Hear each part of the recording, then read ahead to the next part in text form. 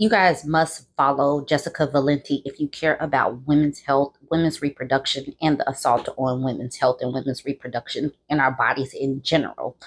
She, in this video, is talking about a story out of Texas that is not being reported on. A woman named Jennifer or Yeni Alvarez Estrada Glick. She basically expired because she wasn't given any reproductive options in the state of Texas that would have basically saved her life. She was a high risk pregnancy and no doctors would help her. This woman died last year. People are in the comment section from Texas saying that nobody reported on this. Like, Danny, I'm in Texas and I haven't heard a thing. Poor girl. Ann says, so much rage, I can't breathe. We'll share. Paper Plane says, the news didn't report it. This person says, this is infuriating. I'm in Texas and they sure as hell aren't reporting this here. Kanai says, I'm in Houston and no news or social media updates. Asia says, same, I've heard nothing. This person, Luna, says, they really aren't, and we only see it when we are directly being affected. She says, pregnant now and just had to pee on a stick in a clinic.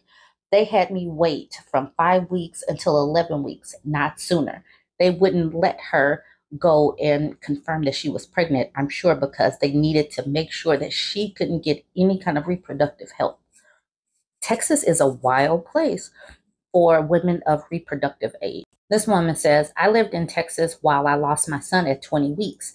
They made me keep him inside while I became septic for 2 weeks to prove he was dead before I could get help. She goes on to say, it was the worst experience of my life. I begged for help before I lost him technically, and the doctor told me to go home and lay down and ended up in the ER the next day. She says she was turned away twice before I finally got help and given the abortion meds needed to get him out. Ended up sick, throwing up, treated with meds and fluids, and kicked out the next day. I will never have a baby in Texas ever again. This person says, until we get these MFers out of state government houses, it will continue to be the same story here. We have to kick them out. Quixie says, pregnancy is scary enough, and this has just made it worse. I'm sorry that you had to go through this. And then Valerie says, it was the worst feeling in the world to go to labor and delivery, so sick and leave empty-handed, and being told my son wasn't considered a real death in the state of Texas. What women are going through in some of these anti-choice states is crazy. It's inhumane. And, I know that there's a lot of stuff going on globally, but this is very much so life and death. And there are things going on in Idaho that we have to talk about. I will make sure, if you're on my TikTok page, to link a couple of posts from people that are already reporting on it. But in Idaho, basically, doctors do not have to save women in the ER that are there for pregnancy-related emergency issues. They don't have to give women reproductive choices. They could literally let a woman die. So these are some of the comments from some of the Idaho situation. Trying to cling hope that SCOTUS does the right thing. Hard to get excited though. Exactly, because the Republicans have stacked the courts with conservatives. That's another reason why voting is important. Sarah says, after living in Idaho for 46 years, we recently moved to Michigan. We couldn't raise a daughter there anymore in good conscience. Rough Rapids Ahead says, we turned down an offer that came with relocation to support Boise because I'm a woman of childbearing age, not worth the risk. This person said, man, I moved here because it was a live and let live state. Now I have to think about my daughter's futures. This person says, and don't forget, if something happens to the pregnancy at home after they've already sent you home, call an attorney first. And Kajid says, this is why I'm planning to leave. I was raised here and only lived out of state while serving. It's just going to get messier. If you are in one of these anti-choice states and you have a daughter, if you are of reproductive age, if you are a person that cares about women, you have got to pay attention to what is going on. If you are even a man that cares about women, the women in your life, women in general, You got to pay attention to what is going on. So much anti-choice rhetoric and policies that are harming women. Please share these stories. Like I said, I'm going to link stories of people that are covering these stories. Understand what is going on. Don't forget to like, comment, and share. Yesterday, The New Yorker published a piece about a young woman in Texas, Jennifer Alvarez Estrada Glick, who was killed by the state's abortion ban. And I'm not seeing anyone else talk about it. I'm not seeing this in the public conversation. I'm not seeing follow-up pieces from other publications. And I'm going to tell you why I think that is. This was the way that they framed the piece. Did an abortion ban cost a young Texas woman her life?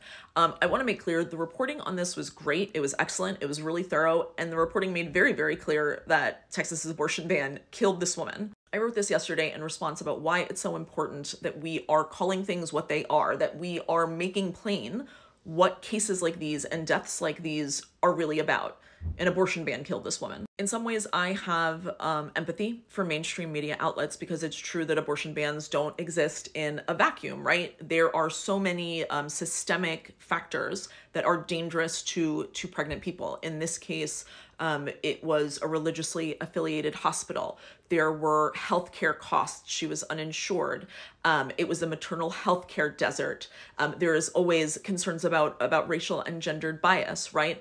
But an issue being complicated does not mean that there is not a fundamental truth still. And the fundamental truth here is that an abortion ban killed this woman. If she would have been offered an abortion, if she was even told about an abortion, no one even mentioned it to her, she would be alive today, and she's not. Even before she got pregnant, Yenny had a history of hypertension, diabetes, pulmonary edema. When she did get pregnant, her first trip to the emergency room was at 7 weeks when she was having trouble breathing.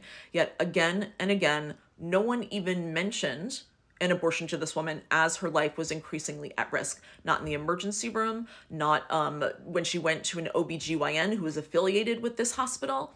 She was failed again and again because of the state's abortion ban. It's not just because this was a religiously affiliated hospital, though again, that's obviously a big part of it. It's because doctors are fucking terrified to even mention the word abortion in Texas. They're afraid of going to jail. They're afraid of losing their license. The risks are too high. As more and more of these stories come out, in response to this story, I'm sure Republicans and anti-choice activists are going to use the nuances and complexities of stories like this, of pregnancy, of healthcare. They're going to use those complexities to try to escape blame. They're going to say it had to do with her medical history. It had to do with this. It had to do with that. It had nothing to do with the abortion ban. We cannot let them get away with that. We cannot let them shirk blame for the world that they have created. And again, that's why it's so important that we are framing these pieces accurately, that we are not leaving this up to a question. The reporting in this piece made very, very clear what happened. There is no reason to frame a piece like this, to give this piece a headline as if this was debatable. It's not. An abortion ban killed Jennifer. That's it.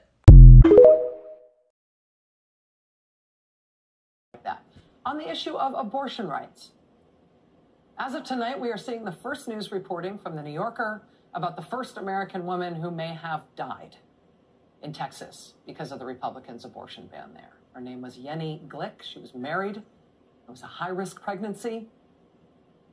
4 outside experts who reviewed her medical file after her death have all concluded that when the life-threatening complications started in her high-risk pregnancy, had she been offered an abortion, it, quote, probably would have saved her life. She died. The United States Supreme Court, dominated by Republican appointees, has just allowed Republican-controlled Idaho state government to reinstate its new abortion ban, which threatens doctors with 5 years in prison if they perform an abortion in the case of a medical emergency threatening the health of a woman. They are letting that go into effect in Idaho while the court considers Idaho's overall abortion ban. The court is not going to consider that Idaho abortion ban, though, until April. And the law will be in effect until then. So Idaho doctors will have at least a few months now when they will have to decide between prison, 5 years in prison, and trying to save patients literally in the emergency room. The Biden campaign, I'm sure, would appreciate running on heart-rending issues like that. But instead, they are having to run on heart-rending issues like this. Eventually, it culminated the long break, simmering break between he and myself in June of 2020 when he wanted to deploy active duty troops on the street of Washington, D.C., and suggested actually that we shoot Americans in the streets. When he suggested that we shoot Americans in the streets. Trump's former Defense Secretary, Mark Esper. The differences between the Democratic Party and the Republican Party are myriad and important. In a two-party system, each party, by definition, is really important, even when the party is occasionally a hot mess. But once one of those two parties is knowingly picking the shoot Americans in the street option, the violent overthrow of the government option, the dictatorship on day one option, it does get hard to talk about anything else. And so here we go. Iowa is a week from tonight. The Republican cause of their front-running candidate has already seen 1,200 people criminally charged, over 800 convicted or pled guilty, and their candidate himself facing 91 felonies. His Republican primary opponents, both Nikki Haley and Ron DeSantis, say they will pardon him if they are elected. And this, by definition, will have to be the grounds on which the entire contest is fought this year. Not because of one man, but because this is one whole party that has picked this as their cause. So here we go. 2024, be there. Will be wild.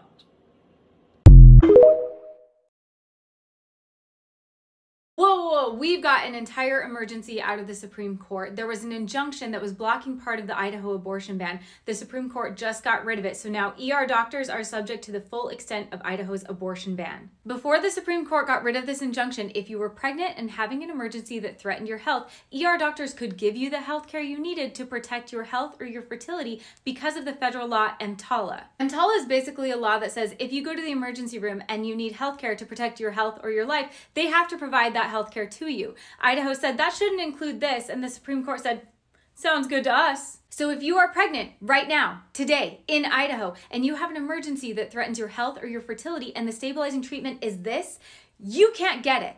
You're just out of luck. That's not happening. They're going to try to transport you to another state in time to try to save you. If you're in that position, you think, I'll just beg the doctor, please do it, protect my health, protect my fertility. The doctor will now face jail time, and every single one of your family members can sue them for $20,000. So it's not going to happen. You will be emergently transported out of state, likely to Utah, because in this upside down world, Utah cares more about women than Idaho does. And just a reminder that women are facing this emergency because of Republicans.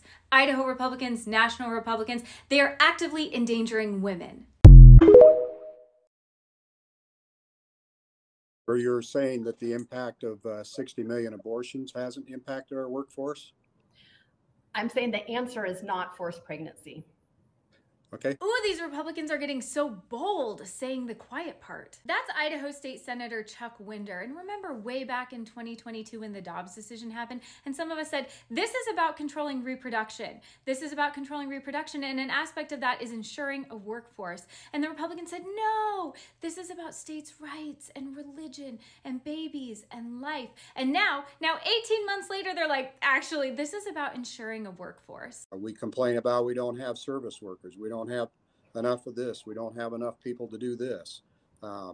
Well, I think there's a reason. It's not just low birth rate, but it is the number of abortions that have occurred. Because if you won't willingly choose to give birth to the service workforce that they need, they will force you to. Democratic Representative Lauren Necochea did not let Winder's comments go unchallenged. You know, I'm very surprised to hear Senator Winder say that forced pregnancy is a way to solve our workforce woes. That's just unacceptable. And this is another example of the legislature being way out of line and way more extreme than where Idaho voters are, and we've just crossed a line. This is what we're talking about when we talk about the economics of abortion bans and how they are being used to disempower and control workers. The states where we see these strict abortion bans typically have weak labor standards, underfunded and purposely dysfunctional public services, and high levels of incarceration. Check, check, and check for Idaho. And when people choose to leave these states because of these disempowering policies, the solution for Chuck Winder and the Republicans is forced pregnancy.